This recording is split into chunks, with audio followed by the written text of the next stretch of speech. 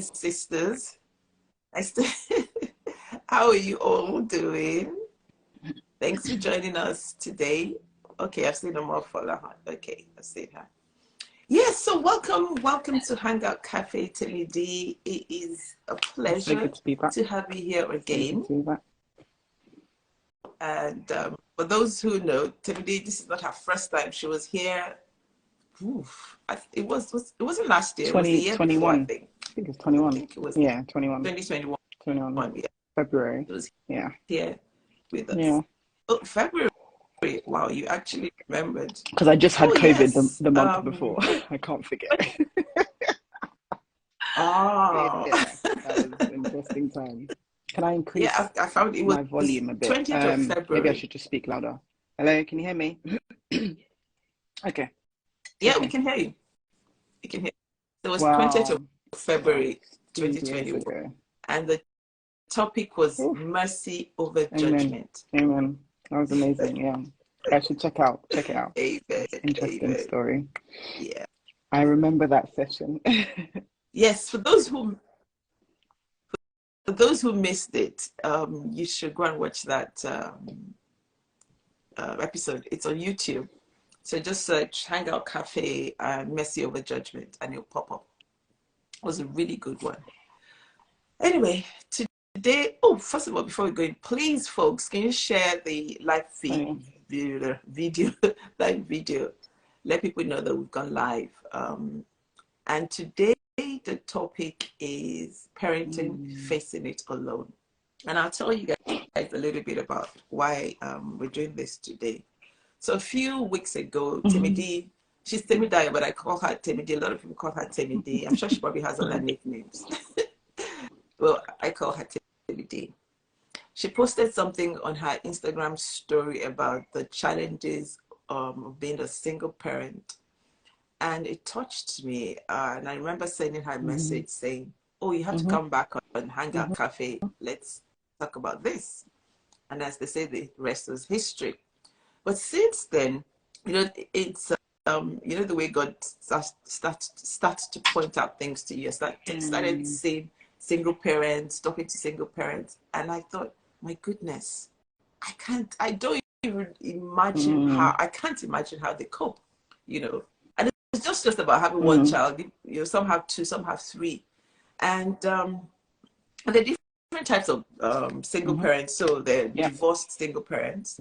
They're widowed single parents, non-married single parents who've never been married. And apparently there are parents, people who are single by choice. Yeah. And some people decide that you just want to. So, and people are single parents by, some people, like Temidayos' story, that's why you need to go and watch that episode to find out exactly what happened to Temidayos. But before we go into that, Temidayos, please tell us what you do.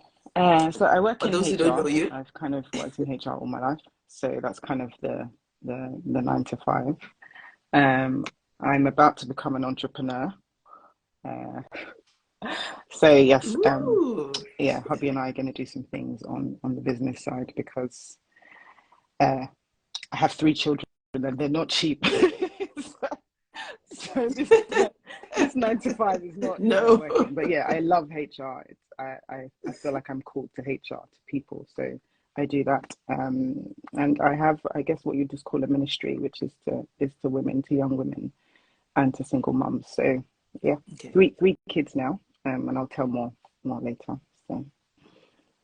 So I have a 10-year-old, going to be 11, 4-year-old who's going to be 5. She thinks she's 15 already. And I have an 19-month-old now. Yeah. So yeah, 3 girls, mom of girls. 3 amazing girls. Okay. 3 amazing girls. Very, God, very beautiful girls. My sister's away. I didn't have another one. Like I said, they're not cheap. Oh, do you know what? So I never. Wow. After I had my first, I, for obvious reasons, was like, nope. Then I had my second, and that was a bit interesting. I was like, nope, nope. And I just think there's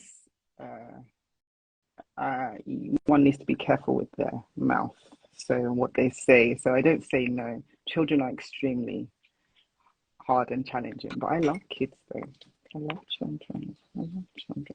Not just their headache, but I do love children. But yeah. Well, before I got married, I used to think, oh, I just love kids. I want to have 7. I want to have this.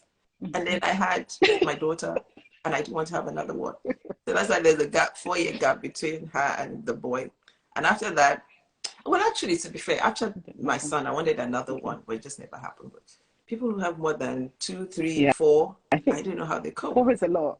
And like you said, I think now, expensive. And someone said something actually, and obviously I'm a woman of faith. Someone was like, have you actually asked God how many children you should have? I was like, oh, I don't think I've ever asked. I've kind of just, so yeah, I don't know is the answer. She's 18 months. My hands are full. I'm pretty tired. I'm getting older. But yeah, you never know. Yeah, never say never. Never know. God's will. So, before we go into, there's a disclaimer, but before we go into that, it came as a surprise to both of us that there's actually a national single parents day in the UK and in America. And it was the 21st of March last week, yeah. And once I was preparing for this session, I came across some statistics about single parents. And it says there are 2.9 million lone parents in the UK as of the last count, which was in 2019. And to put it in context, so 14.9% of families in the UK, 14.9% of families in the UK are lone parent families. Yep. London has the highest proportion of lone parents. Is that in the UK? 19%. Okay, yeah. Wow. In the UK, London has the highest. And women are 90% of single parents. 90%. So men are 10%. Yeah. And to break it down further, blacks are 24%. Oh, the highest of all. That's sad. Not because there's anything wrong with single parents, but I think there's enough research that suggests that kids generally, and I mean this in no disrespect, and everyone's household is different, but I think there is enough research to suggest that kids do better with 2 parents in the home, and lots of support. Like I said, we're going to do lots of disclaimers, aren't we? So someone said, oh well, I didn't know that there was a national single parents, to which I'm in the group. Oh yes, there is a day. There is a day. There is a day. Yeah. I think I was last. I only found out this week. This week. Yeah, there's a day to celebrate yourselves. Absolutely. And I also found out that there's a difference between a single parent and a solo parent. Yeah. So, all these terms. So a solo parent is someone who has no support at all. So no ex-husband, no family support. Yeah. You're solo. You're on your own, just bringing out all this. And a single parent, again, I guess, is either you're divorced, you have support, you have an ex-husband who is in the background. There in the background. Yeah. Being a single parent must be really tough. Really, really tough. Really, really tough. So, Temidi, a few years ago, you were a single parent. So, 2000. Okay, let's do this. Maybe you want to do this. So, I think it's important because when you talk about things that matter to people, it's important to put some disclaimers. So, I guess disclaimer 1 is everyone's family makeup is really different. Like you said, that some people are single parents by choice. I think there's a lot more. There's research that said there's a lot more women now who enter their 40s, late 40s, who have maybe frozen their eggs and want a child and have decided to do it that way. There's a lot more women who are older as they raise their children. So disclaimer, that how people choose to parent is totally up to them. The circumstances they find themselves, everybody really is different. And parenting, I think it's something that everybody feeds into, whether it's the grandma, the mum, the godmother, the friend, the sisters, the aunties, the uncles. You can be a single parent and you have one child. That doesn't lessen what you've been through with someone who has 5 children, 6 children. So yeah, just lots of disclaimers. I don't claim to have all the answers. And when I say my story, I was a single parent for a season. Some people it's been their whole life. Yeah. So yeah, just to put that out there. But hopefully I can encourage someone, because my story did change, and it doesn't mean that your story has to change. But just hopefully encourage people as they do it on their own. Cool. So my story, so 2012, found myself in a situation, and ended up being a single parent for 5 years. Yes, I was 5 years, and like it was tough even from the pregnancy, because I wasn't married. I didn't have a partner, like some people, they're not married but they have a partner with them. So it was by myself, and it was my first pregnancy, and my parents are not, and I didn't live at home to have parents in the country. So even things like going for my antenatals, I'd go to these classes, these sessions. You're hearing about things that you've probably only heard in movies. Like I remember finding out for the first time that there were 3 stages to labor. I didn't know. And I was like, what's the 3rd stage? Like, I was so apprehensive. And then you go into these rooms, and yeah.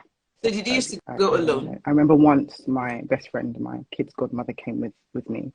But for the first 2, I went alone. And you get there, I naively assumed it would be all women. And then I get there, and there's couples. And of course, it's a beautiful time for couples, but they're all holding their hands, and I'm sitting there, and I'm just like, the ground should just swallow me right now. So that was kind of the pregnancy. And then, you have baby. But even I remember it's actually quite beautiful, actually. The day I had her, I was surrounded by so many people. I think in my hospital room, 1, 2, 3, 4, 5, 6, there were 9 people, and all family and friends, and most friends. And then I think my sister was around, one of my sisters. So everyone just crowded me, and I later realized, they did that on purpose. So I didn't feel alone in that moment. But I can imagine, it just made me think, as I'm saying, people who give birth by themselves, like, wow, maybe with a midwife, but wow. And so I have her. But then I went home by myself. Like, it's the most, I can't describe the feeling. I was 26. I just turned 26 3 weeks ago. It's just, you can't put, my sister saying, and I was looking after her. My sister was staying with me. And you're just, and I remember the first few nights, just, this thing it's the only way I can describe it. Yeah, my sister. You were alone with the baby. I can't remember if my sister Fola was in the house with me. So my younger sister was there with me because she was going to college. Okay. I think she was, I'm pretty sure. So, and I remember my room, and she's there, and she just looks like, it was funny because my mum hadn't arrived yet. My mum lived in Nigeria, and the baby came early. So she came 3 weeks early, right. 2 weeks. So I was so scared that the hospital clothes she was wrapped in is what she stayed in. There was still blood in her hair. There was still blood on the hospital sheet. I didn't change anything. I would pick her up, try and figure out the feeding, and then just leave her. Like, it was, and then I just go like this on her nose. She's breathing. But I just remember, and it's yeah. And then obviously my mum came, and my mum stayed with me for 6 months. So she really helped. And then she left, and I think life started at that point. And yes, people would come in, people would say hello. That people would drop by, gifts. I had lots of people praying for me, and for some people they do have a group, but nothing prepares you for going to bed and there's someone who depends on you and you're by yourself, you know. And it was just I think it started to get really hard when I went back to work, and that's why, you know, I could talk about how the government just doesn't help women going back to work, but that's a separate story. Because the easiest thing is to stay at home and not work. That is by far the easiest thing. I was talking to talking to someone about, I think it was you, you know, that I used to work in Holborn. I live in Southeast London. Yeah. I used to live in Woolwich at the time.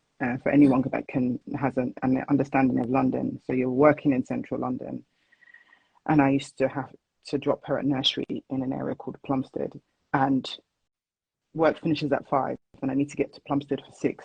It's just not possible, you know. It's almost like you shot yourself in the foot before you started. This isn't going to work, you know. And so forget even trying to climb the careers ladder. Just forget trying to make more money. You're just trying to live for the next day. You know, I'm just trying to get to the nursery on time. And so, you know, you pick her up, you rush, you bring, everything is just a rush. You are constantly rushing. You know, you leave work at 5, you get on the bus, you pick her up. You know, the nursery's probably telling you something that happened, but you're conscious like, I still have to finish. Oh, sorry, my watch.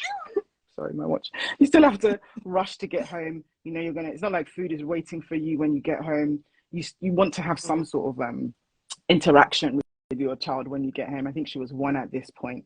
Or yeah, between 1 and 18 months. You want to do the thing like reading. You know, people do this whole reading and bath time. Forget bath time. Which bath time? I'm sticking her in the shower, sticking her out, get to bed, eat. Like there was no, oh, you know, and then we spend 1 hour reading, you know.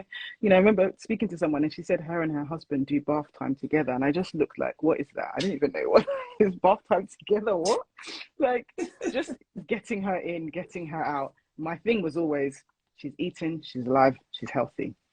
That's just how we're gonna roll. So yeah, it was I think between 7, 8 months, and when she was 2, 3, when they need you like to carry, you know. I remember one day I had purpose, like going to church was always difficult. I'd have to soak myself up and ginger myself from like a week before. Gingered myself, I'm gonna go to church. And then at one point she didn't like me putting down. You know, some kids don't like you putting them down. So I was holding her, and I'm trying to put on my tights, and I'd ripped my tights, obviously because I'm holding her. So I remember just putting her down, and she screamed. I just left her on the bed so I could get ready. By the time I picked her up, she'd done a poo and she'd gone all over her clothes. And I just remember crying in my hallway. Didn't go to church, and I sat in that hallway crying for like an hour. Because like it just like you just feel like there's so many forces against you, you know. And you know, later on, you know that it's just life. That is life. But at that moment, you just feel like there's so many forces against you. You feel like you've done something wrong. This is your punishment. Like when the Bible says children are a reward, what reward? This does not feel like a reward. You're not thinking what reward is this? This honestly felt like hell. Like that's the only way to describe it. This is hard. It's not easy. Because, you know, you see the movies, like, oh, little baby, and the baby develops and grows and so cute, and someone's taking a picture of their milestones. You know, I was looking and I don't have many pictures of her milestones, unfortunately, back then. As much as I do like with her sisters now, unfortunately, which is a sad thing. But you just, like I said, have you eaten? That's it. I guess it must have been particularly difficult for you, especially because it wasn't a planned pregnancy, and because so it of what wasn't happened planned. getting pregnant. And I think that took a toll on me emotionally, because you're constantly saying, why am I in this mess? How did I get here? I don't want to be here. I'm not interested in being here. I remember being pregnant like before and just finding ridiculous ways of how I could lose the pregnancy, you know, because I don't, I knew, you didn't have to tell me it was going to be hard. I knew it was going to be hard. You know, I'd seen how people handle it. I know it's going to be hard. So I don't want to do that. It's just, you know, I was in the middle of my master's, I can never forget. And I was just like, this is not for me. How do I get out of this? Um, so so when she came, it was almost like this is just this is the bag I have to carry for now. The bag is going to get heavy, Yeah. and at some point I can offload the bag. But until then, this is kind of this is my plight. So yeah. Did you have support from Yeah, so friends I and think it's always interesting because one, people say they're there, but they're not because they don't want to be, but because they don't know how to be there and be available. And because I guess they've they got too their also have issues. stuff going on. Absolutely, they've got their own things. And then the age that Yeah. we were like, my friends, we were like between 24 and 25, 26, that kind of. And at that point, you've Yeah. left uni, you've probably got your first job, and you're enjoying life. You know, you're enjoying the drinks after work, you're enjoying Starbucks and having a bit more money. Maybe you've rented your first place, all that type of stuff. So everybody had their thing, and there was no one like me. And I think that's what really got to me, was there was nobody like me. There was no one else who was a mum. None of my friends were married at that point or had children. In fact, a lot of my friends are just having kids now. So it was just Okay. it was literally wilderness journey by yourself. You know, this hadn't happened to anyone in my family, like an older cousin that I could have got advice from. And so you just feel alone. There's, you know, to pick, sorry, on. And then I guess coupled, sorry to interrupt, coupled with the, I guess, You shame know, I never that you also, forget being yeah. on the train, and I saw someone that I knew, and I was like, oh my gosh. And my tummy is huge at this point. And so I didn't want them to see that my wedding finger was empty. And so it's so dumb, right? It's just ridiculous. And so I sat on my hand in a way that was uncomfortable for me. And obviously train journey is like half an hour. And I sat like this going, hi, hi, just so that they wouldn't see my hand. And I caused myself so much pain, you know, for half an hour unnecessary, just because. And later on I found out this person who I wasn't close to then, I'm actually now close to, because they ended up marrying my best friend. But that the same thing had happened to his sister or someone he knew anyway. So he just, you know, but the devil just Right. does this crafty thing of making you feel you are alone.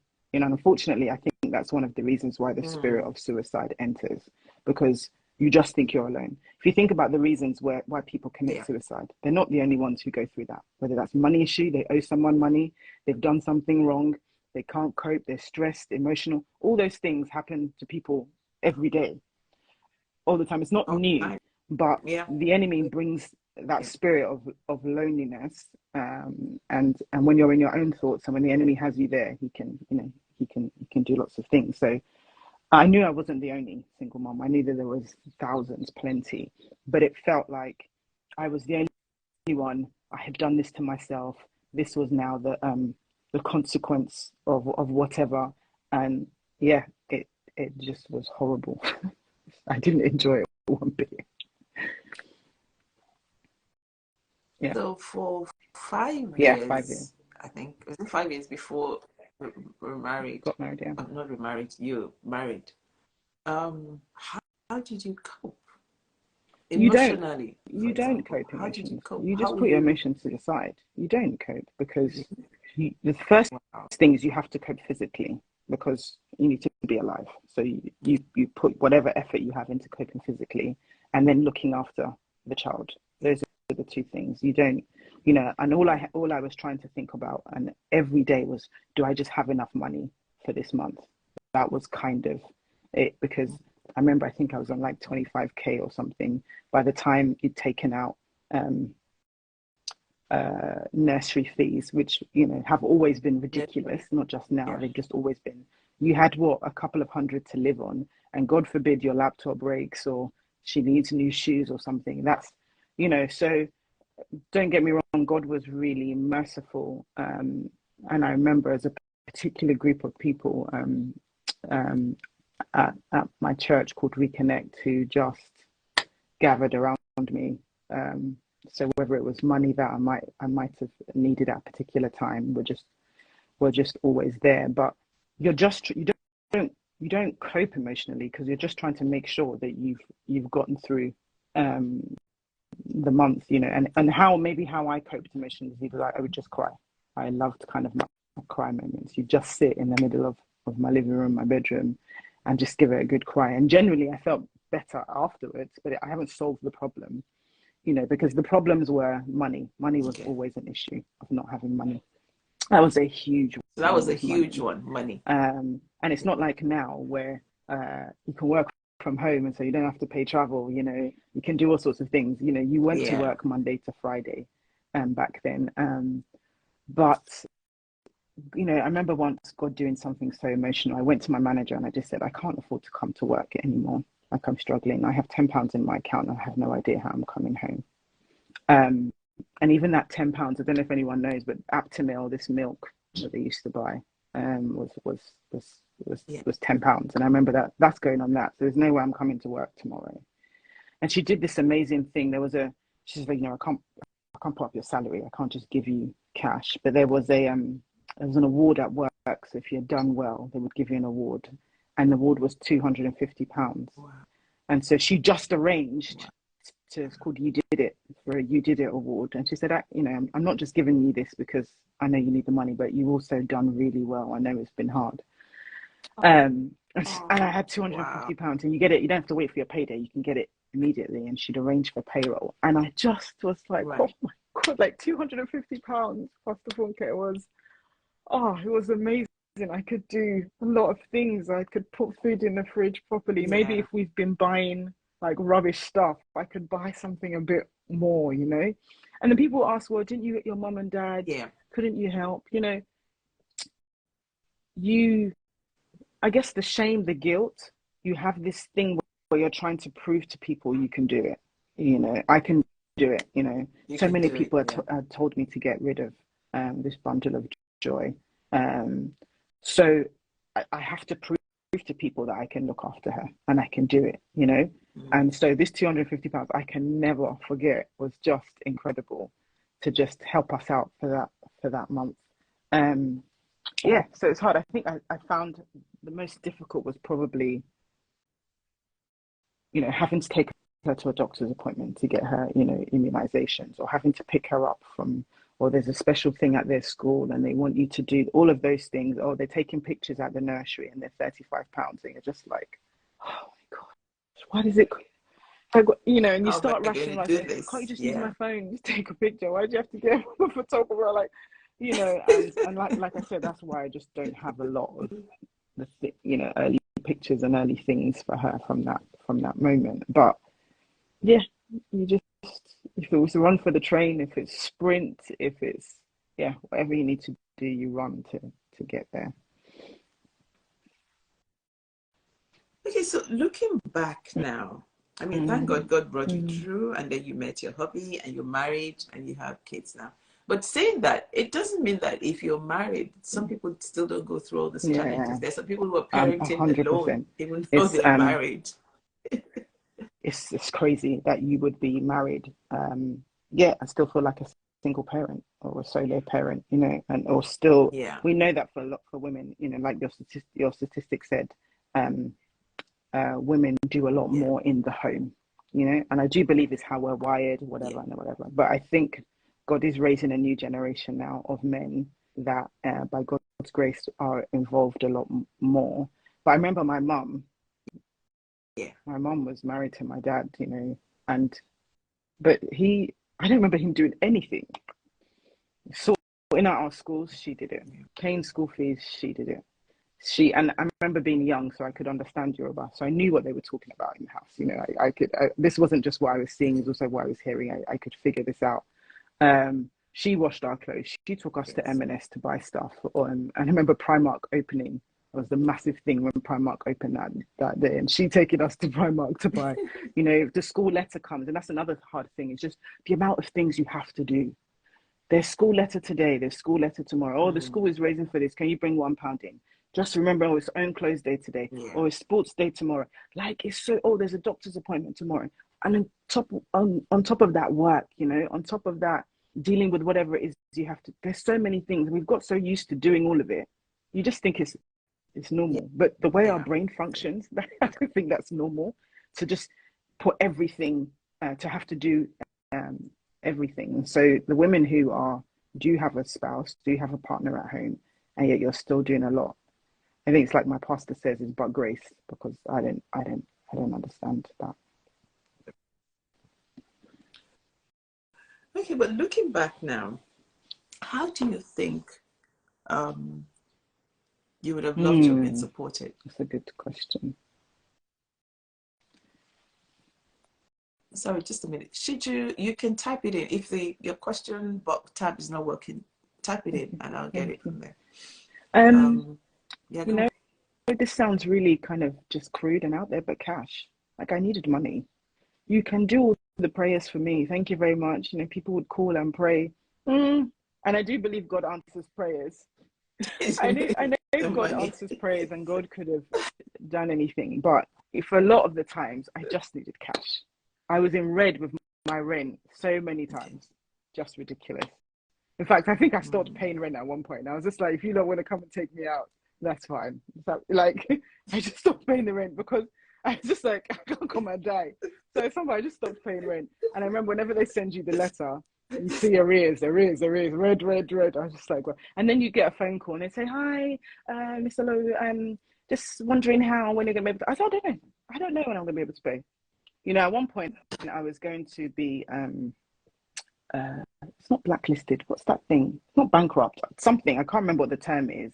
And NatWest Bank called me and they said, why they have to go through this process where they work out all my outgoings and da-da-da-da. And the guy on the phone was like, you're paying more than you're paying out more than you receive. Hold on one second. I need to call my manager. And he put the phone down and I could hear his phone to his manager. He was like, oh, is there anything we can do for her? This is really hard. How can, you know, so it's just, cash would have alleviated that initial pressure. I think support, and I had a few people do this. What is the question from your sister? She said, "What does cash compensate for lack of support?" It doesn't compensate. I think what it does is to alleviate the pressure that you're finding immediately. Yeah, and that is just 100% when you're raising a child. I remember one day opening the fridge, and I kid you not, I had onion and milk. That was what was in my fridge. So no, you know, money doesn't solve everything. We all know that, but it helps a great deal. Like, you know, and so, you know, just shout out to everybody who, whether it's £10, whether it's £20, however they helped at the moment, because people did help. But the reason why single parenting can be a pattern is because it's just a cycle thing. Unless you get out of it, you know, it's a pattern that the enemy will use, you know, to continue going. The other thing I think people can help with is just physically being there. So coming in to help. So one of my cousins came and just helped, and I was able to sleep. I remember the first time I ever got the flu, you know, the type of flu that your bones hurt, that you can't get up. And it was, you know, and she was crying in her cot and I couldn't pick her up. Like, I physically couldn't pick her up.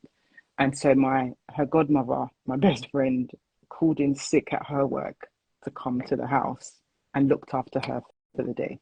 It's that sort of thing, you know. So absolutely physically helping, support. Like I've said, praying help. You know, I'm here now because of prayers that people prayed, 100%. You won't know it at the time. You won't feel it at the time. But his word goes forward, doesn't it? It goes to accomplish what he said it is. What he said it would. Let me go back to this cash thing. You know, let me say this to people.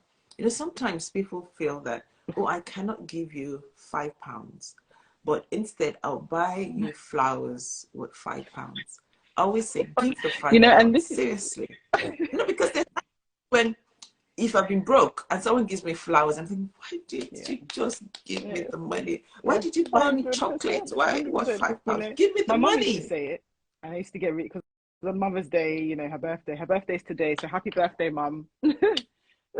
Happy. And she birthday, Temidayos. She would say, like, you're about more need flour. Like, I don't need flour. Like, she used to get a bit irritated. And I was just like, I spent like 20, and flowers are not cheap. No, but it's true. No, seriously. But And maybe that's the thing with the other person is feeling bad about how they might look. How can I? And then that's a society thing. But absolutely, give the £5. The £5 will help a great deal in what you could never understand. And most people know that if you give, you're giving what you can. So if you could give if Bill Gates gave me £5, I'd be like, I thought you were a rich person. So most people know that, the money you give is what you have at that time. I think another thing that would have helped is understanding. And I know it's really difficult to understand something that you're not going through. But, that popular saying that says, be kind to people because you never know what they're going through. People have on makeup, smiles. I'm here today. No one knows what I had to do between 6 a.m. when I woke up and 12. Most people can assume. But, so when you see people, you don't know what they're going through. So that kindness, being careful about what we say, how we open our mouth. Some people, you'd just be shocked. And I remember obviously, the first one of my friendship circle to have a child. So people didn't understand what it was. Some people got to understand by asking me and calling me, and others just either assumed or didn't say anything. And so I remember one person saying, she invited me for loads of things and I just missed. Oh, right, okay. Nice learning curve. Okay. So she, I think I'd missed her birthday. She'd had this. I'd missed so many things. And then she called me and said, you know what? I'd called her to say, I can't make tomorrow because I had no childcare, and not even just childcare. I'm trying to sort my life out. I don't have time to be going to a party. That's not the first thing that's come into my mind. And she said, you know what? I think you're using your children as an excuse. I kid you not. That was the end of that friendship. Wow. That was the end. I didn't even consider maybe she didn't mean it. I was the end. Because right then, in that moment, being a single parent, you have to really, what's the word? You have to be careful what you let in. You have to be careful about your surroundings because you don't have someone to offload to. So it's better that you don't even get to that point where you need to offload anyway. And so what you allow in, your emotions, all that thing, I don't have time for this. And I just locked her off. And I don't think I've spoken to her since, or maybe I've said hello, hi kind of thing, but we certainly are not friends. And then life has moved on. But yeah, just being careful because, I also had a line manager who's fantastic, who's still kind of a good mentor to me. And the finance director at the time said something like, we just, we need to change the policy so that people start at work just before 9, so that they could have their first meeting at 9. And so my manager was like, oh, no, that's not a good idea because people have childcare. And so the finance director said, oh, yeah, I know they have childcare. I understand, but, this is business. And my manager just said, no, you don't understand. Don't say you understand when you do not, because you don't know what it is to do a job before your job in the morning. So even now, married, the school run, I now know why it's called a run on purpose. So, you're trying to get a toddler to put on their socks. They're not putting on their socks. You're trying to get them to eat breakfast. They're not eating breakfast. While you're doing that, you're holding one baby and feeding them with a bottle in the other hand. Then you're getting in the car. Just trying to put a kid into a car seat is the most stressful job ever. So how people do it, I have like 3 under 3 or 3 under 5. I'm just like, the car seat is the most stressful time of any journey. Then they're screaming in the car, shouting. I remember once my daughter, we were coming back from church on the A406, and I just put my hazards on and stopped on the A406 because she screamed and she screamed and she screamed. And as usual, me too, I started crying. You cry, I'm going to cry. So we sat there, hazards. I heard someone going, move out of the way, move. I put my hazards on. I've done what I'm supposed to do. I can't go anywhere right now because trying to drive with her in the background screaming was not going to help. So understanding is a big deal of it. And I'm not saying you need to understand the mechanics of a single parent if you're not, but we all have wisdom, right? So just thinking that actually this might be really hard for her. So let me address something. Someone said, not everyone shares their struggles, they just bear paying silently and they desire to do more, but they can't. We're not saying that every single person is going through one thing or the other. If you can help, fine. If you can't, that's okay. We're not saying everybody should help you.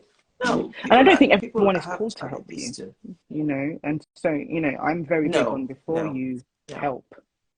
Like, you know, something with homeless people, I'm always scared that, you know, the £10 I give, I don't want them to use it on drugs. I don't want to be the one that allow them to go, you know. So yeah, you've got to weigh it up sometimes. Some people just need your help. You know, if someone's on fire, you don't need to start praying, God, should I put them out? You just help. But yeah, not everyone is good. You know, talking about that homeless thing, I used to think like that before, until when Lola Debayo came. Okay. She works with the homeless a lot, and she said that we should just give, because you don't know if it's just that £1 that they need. Because I think then to get into the shelter for the night was like £21 or something. And she said, just give.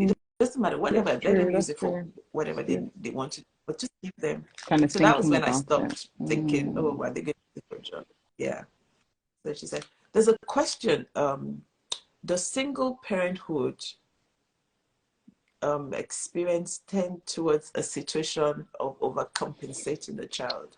So if you're single parent, do you overcompensate? That's an interesting one, and I think it depends on the time that the person is a single parent and the age of the child. You know, so okay. I could imagine that would have been the case with me if I was continuing to be a single parent for a lot longer. She was 5, and so at that age, they're still kind of young enough to give them the chocolate when they ask, all that sorts of things. But when they start going into the 6, 7, 8, 9, 10, yeah, because it's you and them. You know, I have a friend now, and I wonder, her daughter's a lot older now, and I wonder whether, you know, maybe she did a bit too much, you know, because at some point what happens is you stop being the parent and you're now the friend, you know, because you know, and you know, when there's a money struggle, it's not just you, the two of you are going through it, you know, and that is an incredible bond, but it's such a fine line. And so yes, I think you can. Same way if you've only got one child, you know, some people who they've got only one child, even if they're married or they have help. So yeah, it's an interesting one, and it's hard to be an intentional parent when you're a single parent. Very, very difficult. You can be intentional on some things like giving them food, making sure they're fed, they go to bed, but you can't be intentional, I think, a lot. It's difficult to, not that you can't, but it's difficult to. Someone said, even homeless people, how do you know it's for the food? Well, you don't know. Oh yeah, how do you know if it's not for food? You don't. How do you know if it's food? Yeah. Because it could be. So just give to the homeless people. Yeah. That's fine. Folks, if you've got any questions for Temidi, please put it in the question box or put it in the comment box. We'll try to answer as many as possible.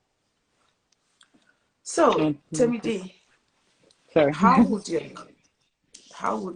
encourage someone now with all that you know? I guess if there's like someone on here, or you know someone's here of a friend, just well done, I think, is an amazing start. Well done. Everybody agrees that parenting is a challenge. It's a wonderful challenge. And that's if you've got mom, dad, husband, everybody living in the house. If you're by yourself, a massive well done. Something I would. This is a massive well done. It's a massive well done. You know, there was that video that used to go around saying if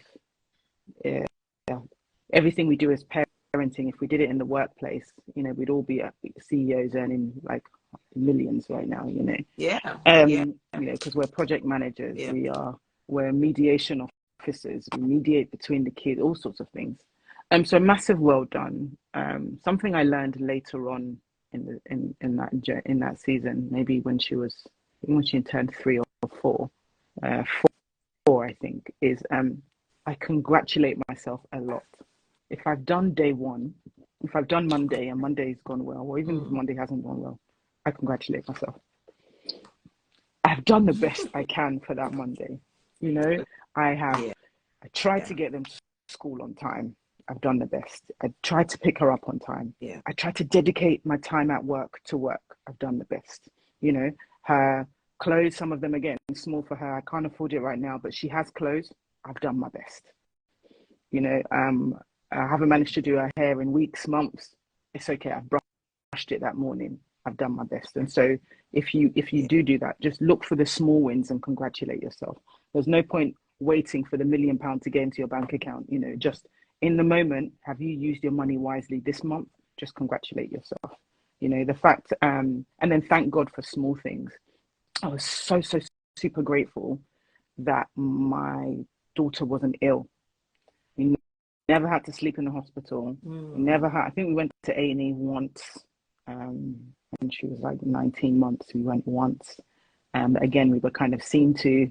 It was a fever of some sort. Antibiotics. She was fine.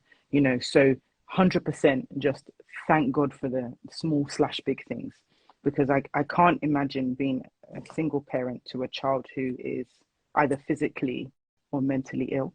I think that And there are people I, who are in you the know, the shoes doctor's now. appointments, the constant worrying, the different things you have to do, and you know, the medical. I remember once, I think she was 2, she was coughing a lot, and I went to the doctor, and they said they want to refer us, so we got referred, and they gave us this asthma thing. She says she has asthma, and there was this tube. I had to put the tube in and and I had to give her 3 pumps in the morning, 3 pumps in the afternoon, 3 pumps in the evening. And I remember getting home and saying, "Hey, nah," and I was one thing about my single parent journeys, it made me very real with God. Me and God had some conversations. I just, God, please sit down. I don't have capacity to be doing pumps in the morning, the afternoon. I don't. And then checking on the the nursery whether they've given her the pump. They didn't give it to her in the right way. And then they showed me all the follow-up checks I would need to have. And I sat God down. I said, "Hey, you've got to take this thing away from her. I don't have the mental capacity to be doing these pumps in the afternoon." And I just remember praying. And then I chucked the pump in the bin. And to God be the glory, we haven't had to do that. You know, so yeah, definitely would say thank God for the small things that you have. And just take it one day at a time. Just one day at a time. You know, I was very conscious that the day, you know, those days where it's raining, the child is not playing ball, you're late to everything, something's broken. I was very conscious that, okay, I'm not saying this is the enemy, but just because I'm having this bad day doesn't mean I suddenly have a bad life. So it's okay. You know, I'll just be wet in the rain. It's not good. It's not a big deal. Get home and shower. And I'm a kind of half. I think what the process. Someone asked me, did it make me stronger? 100%. Yeah. 100% made me stronger.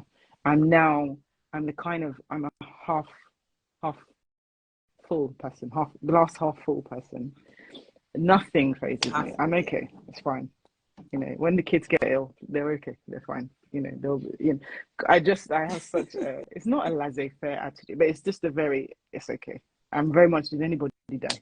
Because I think nobody died. Nobody And did that's that. not to lessen the situation of anything, but there's so many things we can't control. As a single parent, there's so many things you cannot control. You have no control over it. And so you have to make the decision very quickly. Are you going to go like this, or are you going to go like that? And there's someone that depends on you, and you don't have opportunity for you and your husband or your spouse to say, "Oh, you know, what school should we go to? Let's have a chat about it. What do you think?" I have to make the decision on what school she's going to, and let God do the rest. So 100%. Thank you for that question. Made me stronger, made me who I am today, made me look at parenting and life and God in a totally different matter. And so it's something I can't regret that season in any way. Yeah. There's some questions. Do you think that single parents sometimes, I'm not sure if you'll be able to answer this, but if there are other people what here with us today. So the question is, do you think single parents sometimes are entitled, especially when their kids are Hmm. older, since they raised them alone? So it's like, I did Yeah, this, I think I so. brought you up on my 100%. own. So I mean, My I mom, think my so. I mom, know yeah. people who do that. I So hope she's not watching. Oh my God.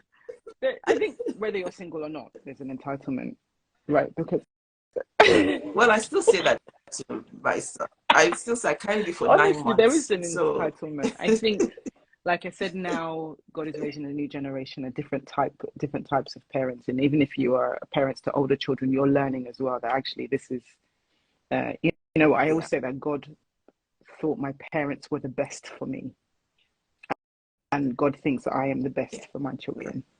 And so, yes, there is entitlement. yeah, yeah.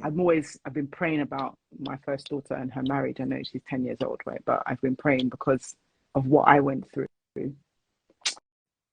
No Tom, Dick, and Harry is coming to take this one's hand and mess with her. No way, it's not possible. So yeah, there is some of that, but you know, this journey has to be walked with Christ, you know. And so, you know, like if there's a single mum on here and you either don't know Christ at all, or you're not really on that relationship with Christ, maybe you're blaming God for a lot of the things you have. I would just say, get into your living room, your safe space at home, and just cry out to him and ask him for help, you know, and slowly he will start to come, because doing it without Christ, I don't, it's possible, but I think it's like the children of Israel. It just makes the journey a lot harder and elongates that journey a lot more. Mm, yeah. Someone said, "How do you?" Well, I guess it would Oh, be, how good did you navigate question. being a single relationship and finding that Uh, balance? I know I'm going to sound like uh, uh, a spirit person now, but it has to be done with God. I am a Yes, spirit person spirit anyway, right? person anyway. Because, you know, I remember I first of all had to get to a place where I'm healing, right? And so if you found yourself as a single parent, maybe, you know, Sorry, that before you answer that, I guess that's because there was a question about, did you have yeah, did you feel you yeah, I needed got counseling counseling. during I that did. I period? think Yeah. uh, counseling wasn't even so popular back then, but as much as it is now, 100%, you need to talk to somebody, you know. And I because of what had happened to me, I couldn't really understand it. So whenever I thought about it, I'd just be blank all the time. I just wouldn't really know how to process my thoughts. One day I'm angry, the next day I'm saying, okay, if God willed it, maybe that's what God wanted for me, you know. The thing about why does God allow bad things to happen to good people, you know? So I all of think these questions I had, and I wasn't really yeah. getting any answers. But actually the therapy helped me to break things down, you know, because I first of all had to go through, okay, so what is happening with the biological father of the child? What do you want to do with it? How are you going to heal from that? And what is the next step forward? You know, because I had some people in my ear saying, oh, you must marry him, or now that you must marry him, or, and at one point I thought that's what I had to do. I thought when I did that, the shame would go, the guilt would go, and I'd be accepted, you know. So at one point I was really considering it, and Mm, Pastor Funke, oh my God, if I'd considered that anymore, oh Jesus, I can't even think about it. Yeah, I'm just going to move on, because if I go on, I can't think about it. You know, so that process had to be dealt with first. Forgiving yourself, and you know, I had to. For me, I was like, why did I allow myself to get into this situation?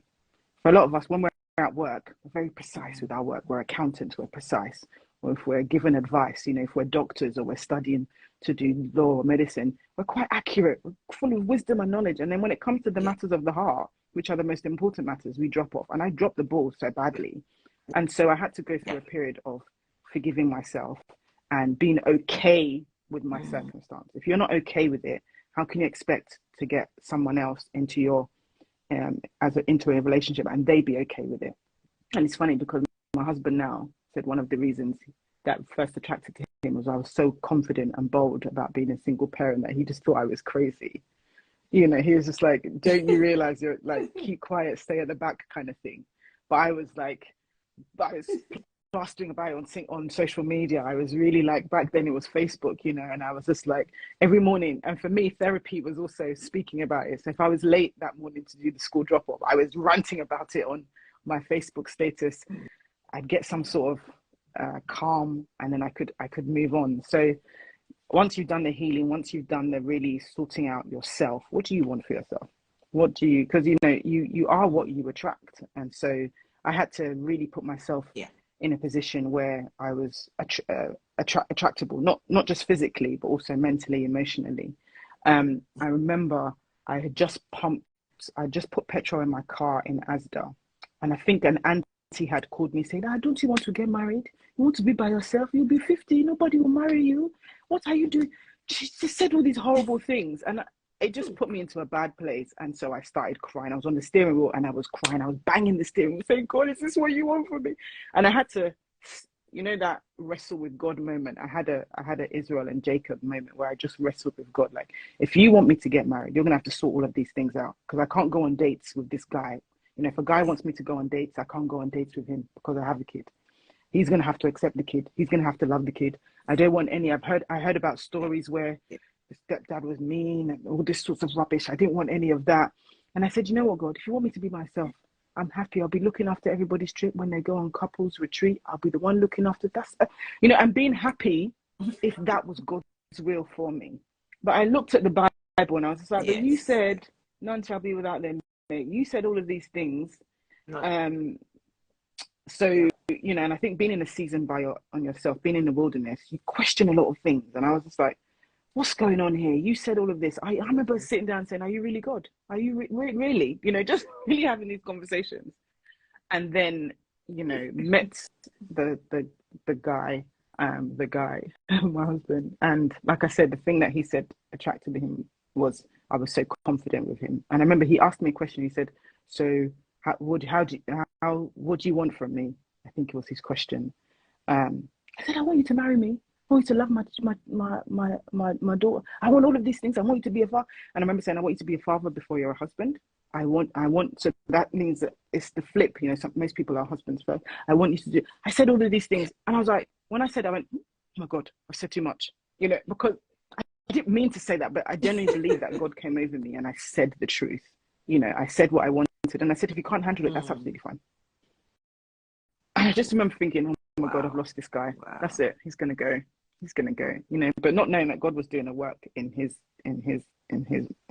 mind, his heart. And so everything that would have been difficult, he didn't run. He rose to the challenge. Amazing. Anyone who knows the two of them knows that it's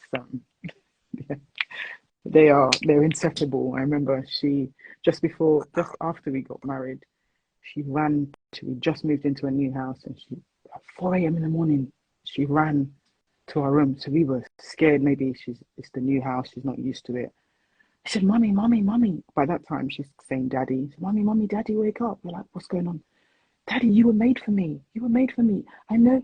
So in my head, I'm thinking, did you have a dream? Did God say? Did she have an encounter? I don't. I said, why are you saying that? I just know. Like, she was panting. So certain things just fell into place. And I think that was the mercy of God. And I think that was just praying. I can't tell you it was anything I was doing, because that would really take away the mercy of God, him just doing, because that's what he does. He loves us. But definitely working on yourself. Exactly. Mercy over judgment. Now I know why you got that. Mercy over judgment. Yeah. Wow. I whilst you're talking about forgiving yourself, and then I saw a resident therapist also, Dr. Zoe, saying that forgiving yourself is the first. I think I'm going to do honestly like forgiving yourself, because man, it's a lot of us, we really need so many things. Many things. And God, I'll never forget, God said something to me. I was in my living room. I was watching I used to just flood myself with the God channel. So there's like so many God channels, and I would just have it on the background constantly. So this is 2013, 2014. And I remember I'm sitting in my living room, which was like my safe space. My flat was small, so there's only living room, house, bathroom, whatever. And God said, who are you not to forgive yourself? That if I'm not forgiving myself, I'm trying to place myself higher than God. And I was like, oh, God, I'm sorry. Like, I just fell to my knees. And at that moment, I just forgave myself. Because he felt that he could forgive you, if he forgave you, and then sent his son to die for you, who are you not to forgive yourself? So every little thing. And then from then, because once you feel like you can't forgive yourself, you just allow the enemy to come in. And that's when condemnation comes in. And that's why it's so difficult after you've done something wrong to go back and pray. And once the enemy has you not praying for a long time, the rest is history, you know. So yeah, forgiving yourself is on anything, not prayerlessness or whatever. You know, sometimes we think we're held bound by the devil or something, or it's and this I think forgiveness thing. Sorry, go on. You know, forgiving and letting go, and also forgiving others. I don't let anyone live rent free in my own head, so there's no space for you. No way. I just assess the situation. I forget about it. I move on. My mom would say, "Don't you remember when Auntie so and so did?" No, sorry, I don't remember. She used to get upset. No, you know, I'm not. I can't be bothered. Honestly, there's too many things I'm praying and believing God for to let unforgiveness. And not to say it's not difficult. It's not easy. There's a clip I watched, and the woman, someone had killed her son, and they asked her, "Have you forgiven the person who did it?" And she says she has now, because she realized that she didn't want a point where God would forgive him before she did. You know, and that actually God loves that person so much. And I was like, wow. Pray that we never have to experience that. But yeah, wow. That's a tough one. And I've heard so many stories of people who, you know, someone's killed their child or something and they're forgiven. In fact, I think there was one. It was what's it called? In South Africa, during the Truth and Reconciliation thing with Desmond Tutu.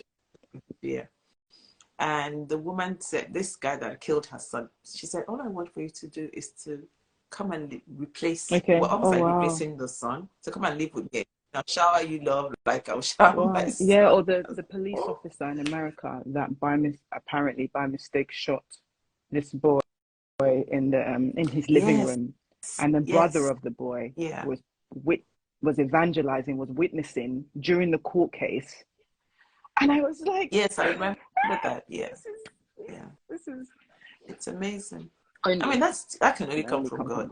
That's definitely come from God. You know, I was listening to Apostle Joshua Selman before we came on, and he was talking about the supernatural. Now, thinking about this, it must have been the supernatural. You know, if I look over the 5 years and I'm like, there has to have been God.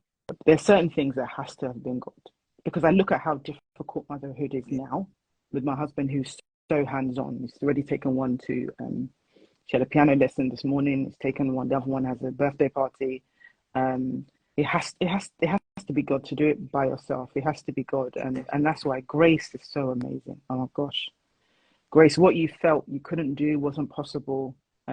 It's just the grace. It's kind of like you're just they're in awe at God. Honestly, God is just so awesome. He is. Not. You know that I'm sure you've seen that thing where the footprints. I think that's what footprints, where you see two sets of footprints in the sand. And then you get to a point where there's only one footprint. And Jesus said, "That was me carrying you there." Yeah. That's looking back now. It must have been God carrying me, because it's funny. You start to forget. You know, she's going to be 11 now, and you start to forget. She's going to be 11 now. Oh my days, my baby.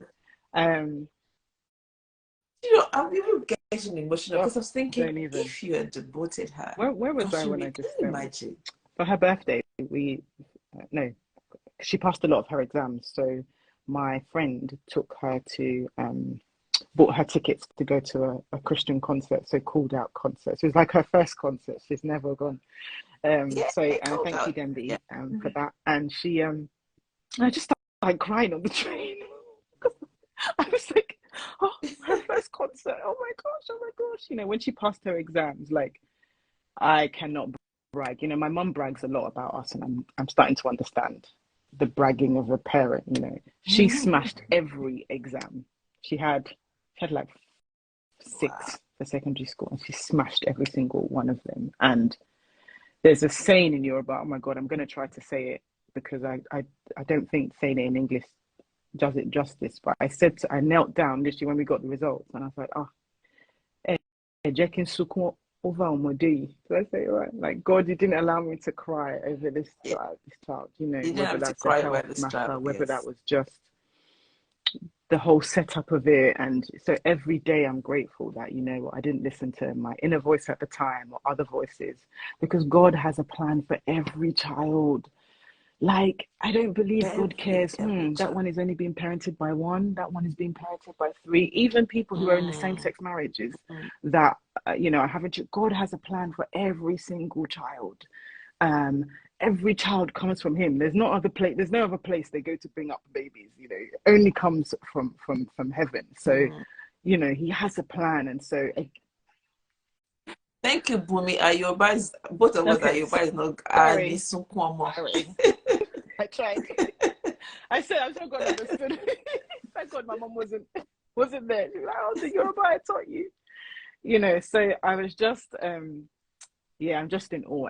Any child, you know, I met someone 2 weeks ago, not Mother's Day, the day before Mother's Day, who came to my church, and I hadn't seen her in a long time. And I used to teach her when she was in youth church, and she had a baby, and I was just so, you know, I don't look at, but you're not married. I have no business in that. I'm seeing a child, and I'm seeing first Prime Minister. I'm seeing this, I'm seeing that, you know, and I thank God for that grace, you know, that I see children, and I'm seeing even the children that are yet to be born. God has need of them. Like this life is so, the world we live in is so ridiculous right now that God is like, I'm raising generals. I need generals. I need generals. It's not like, I don't need children anymore.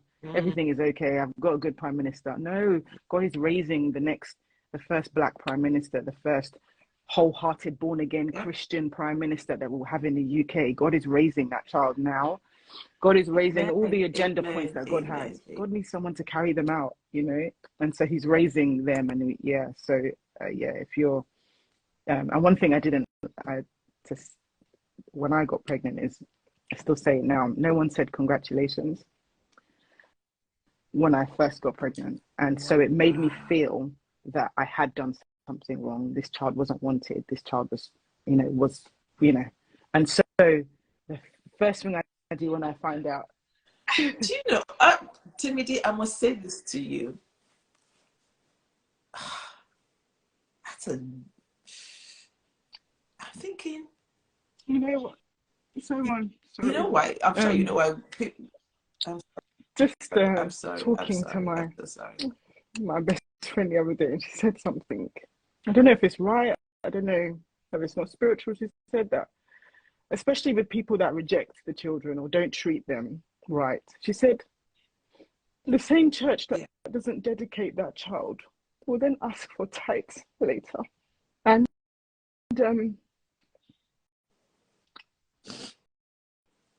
children are just lovely. Like my firstborn, anyone who knows her, she's so spirit-filled already. She knows God, you know. She's understanding how that she's, you know, the scripture we always say, especially because of all the stuff that's going on with school and that she's going to secondary school. It's like, Mom, I need to remember that I'm in this world, I'm not of it. And so I'm different, I'm unique, you know, she's 10. So we just have to be careful, you know. We didn't get to talk today about how single mothers are treated, you know, how solo parents are treated. You know, they're treated like the less, you know, you're less than the mother who's married, you know. And the Bible talks about in Isaiah, I think it's 60 or 61, you know, sing, O you barren woman. God is an upside down God, you know. All the things that we as human beings have said is the nice thing to have. You know, you need to get married at age 24. You need to have your first child at 25, your second child. You need to be a millionaire by this age. God is like the complete opposite.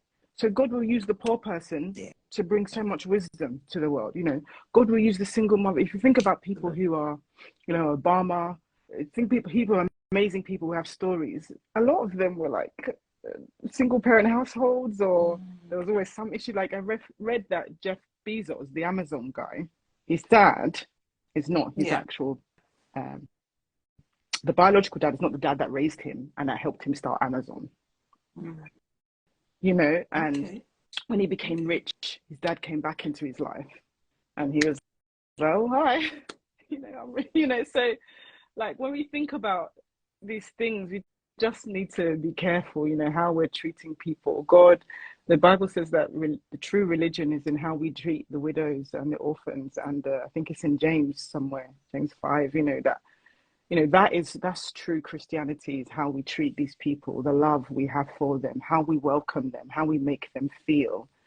To the woman who hasn't had kids yet, making her feel less in her marriage, to the woman. Now we're even complaining. Yes. I heard on the radio that they said that if you have 5 kids, you're not responsible because you've had too many in the current climate. There's always something it's done too much, it's too bad, it's just ridiculous. And so I just pray that we can just love regardless. We can embrace. We can just, it doesn't matter. Just Be a little bit more kinder. Yeah. I do, and sorry, I didn't mean to give it. I didn't know what to say, Temidayos. No, just thinking. I just thought about it that when you said nobody said congratulations, because everyone was thinking she did something wrong. She got pregnant out of wedlock. I'm sorry. So now I make a point to say it, and yeah, it's just I just pray that it's amazing that and I'm a big one that says it will always end in praise, and it did. It ended in praise. Like when I'm praising, you don't understand why I'm praising so much, because it ended in something that I could have never foreseen when I took her home from the hospital that day. Yeah.